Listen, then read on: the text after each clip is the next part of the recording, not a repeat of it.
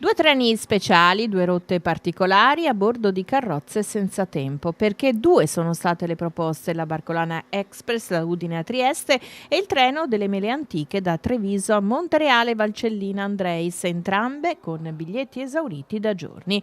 Oltre 500 turisti, in gran parte provenienti da fuori regione ma anche dall'estero, hanno viaggiato sui binari senza tempo a bordo delle eleganti carrozze d'epoca della Barcolana Express, partita da Udine alla volta di Trieste su una romantica littorina anni 70 che da Treviso ha portato i passeggeri alla mostra delle Mele Antiche di Andreis in Valcellina.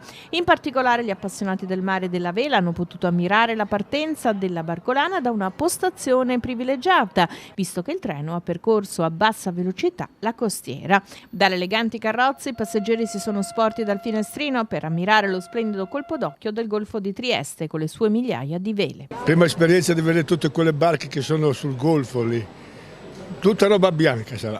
È un'emozione salire, piuttosto che i soliti treni veloci che si vedono sfrecciare.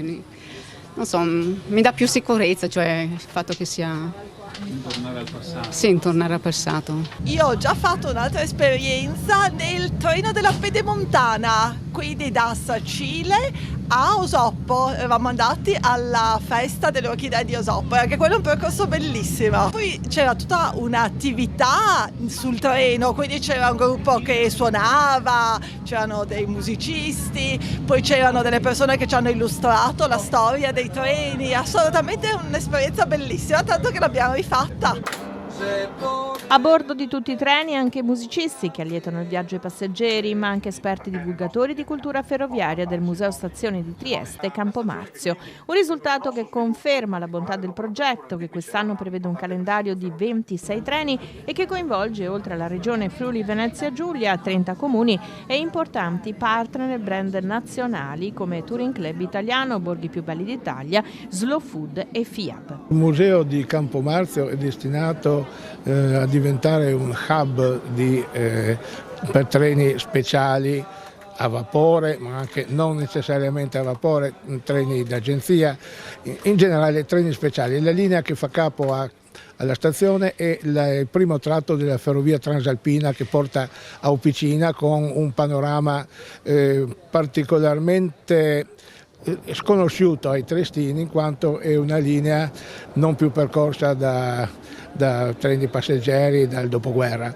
Un bellissimo giro era il cosiddetto rondò di Trieste, cioè partenza Campomarzio, Villa Opicina e poi attraverso la meridionale Villa Opicina Trieste. Questo è una base per un viaggio di mezza giornata che permette di vedere da più angolazioni la città e il golfo. Il calendario dei treni storici continua il 27 ottobre con il treno della Zucca da Trieste a Venzone, il 3 novembre con il treno della Grande Guerra da Udine a Pinzano. Le potenzialità del Museo di Campomarzio hanno valenza internazionale, perché sarà veramente un hub storico-culturale unico nel suo genere, perché è una stazione.